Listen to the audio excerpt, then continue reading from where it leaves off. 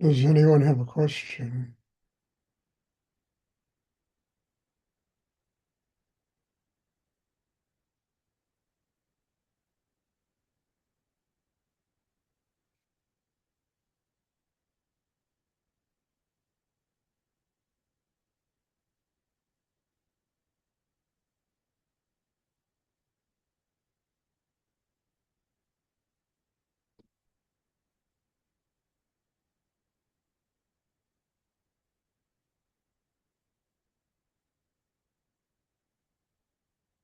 You know, the ultimate goal of all of this is really the development of the heart chakra.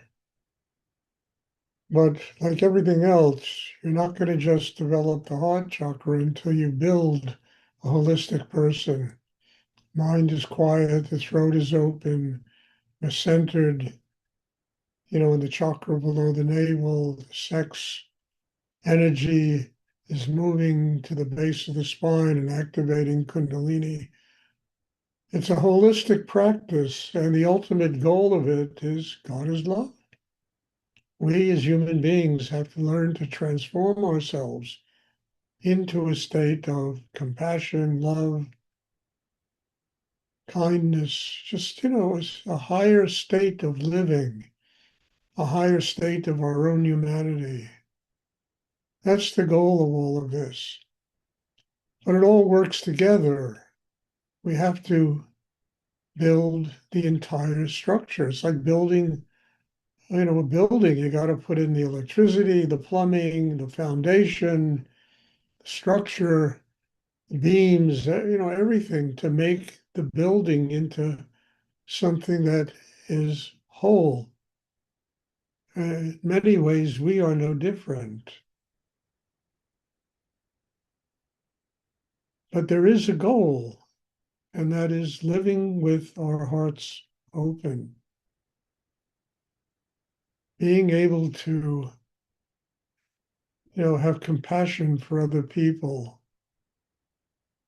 being able to forgive ourselves and other people.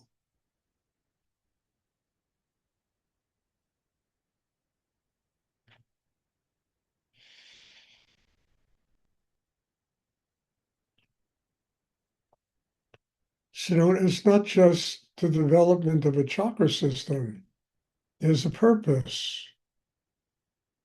And in order to keep the heart open, we need to have a very, very strong inner life. Because as all of us know, within a second, we can be angry, we can get upset, something happens that really bothers us. We have money problems, we have relationship problems, we have problems. And when the problems manifest, our chemistry changes. It should be when the problems manifest, they show us that we need to go deeper and connect with a higher force in the universe. We need to consciously build a system inside that stays in touch with spirit and keeps the heart open.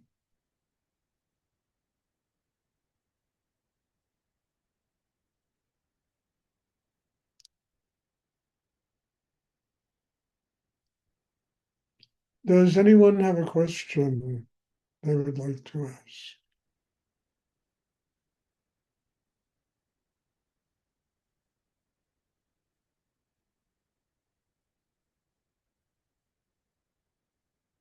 And what does it mean to have the heart open? Gratitude. Thank you. Not just lip service gratitude, but gratitude that flows through our entire being, giving and receiving, interacting with life, embracing life, overcoming our fear of trust, overcoming our fear of the objective world, of Maya.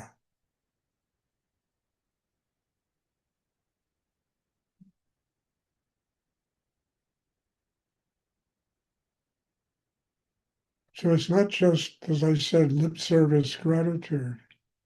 It's through the way we interact with life, what we give, what we receive. Do we live in a sheltered world, or do we live in a world that's open to the entire university of life and what it has to teach us?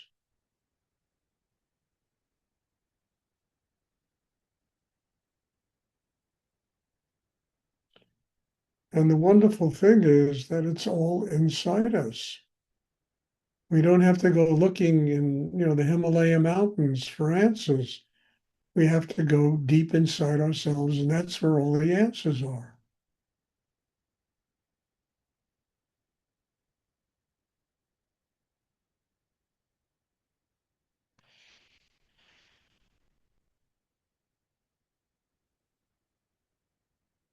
Does anyone have a question they would like to ask?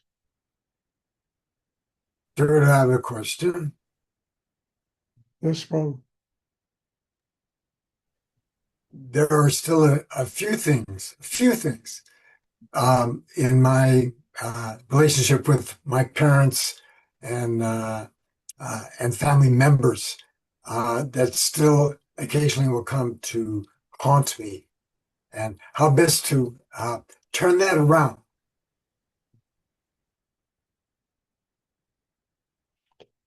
Well, Bob, if you build the kind of system I talk about, that gives you this independent connection with higher energy in the universe, you'll have no trouble turning, these kind of ghost-like situations around.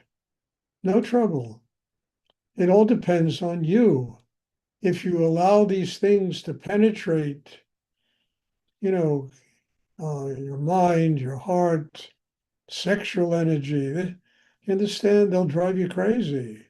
But if you build that kind of system I keep talking about, that really has foundation, really is rooted, that really can keep the mind quiet and the heart open, none of these past experiences, and they manifest for all of us, things we did in the past that were stupid and crazy, they come up, but they don't have a lasting effect. We can bring them to the chakra below the navel and transform them into harmony and balance. We can detach ourselves from them and be free of them. So it's totally dependent on the depth of work you do on yourself, whether or not these past experiences come to haunt you and sustain themselves in your daily life, or they just come and they just bounce off you and they realize there is no place inside for you for them anymore. You have grown past it. You have grown past every mistake you've ever made in the past. You freed yourself from that level of karma. And when those impulse kind of things come up, they don't take over. There's no room for them to live inside you.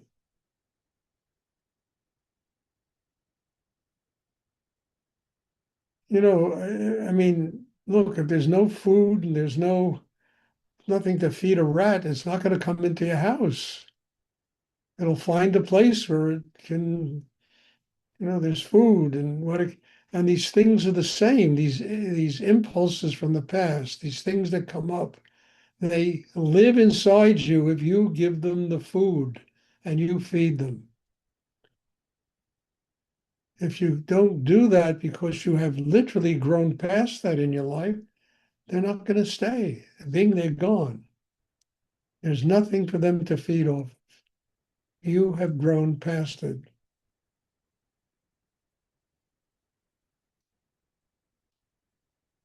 And that's a pretty good thing because, I mean, my God, sanitariums are full of people haunted by what they did in the past. And the crime is that doctors don't build them inside to recognize that the past doesn't exist anymore.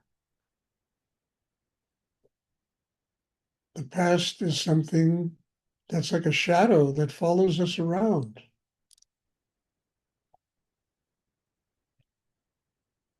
but doesn't take over if we've built the kind of system I talk about. There's no room for it to live inside you.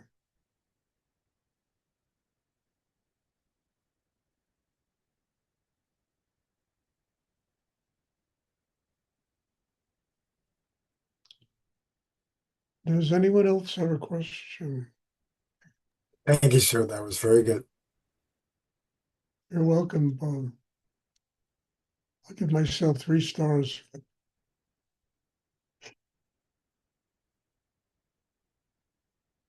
Does anyone else have a question you would like?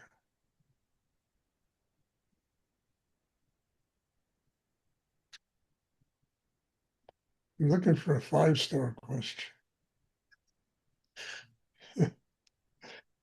No, I'll work on it. I'm just kidding around. Very good question, Bob. Thank you. Does anyone else have a question they would like to ask?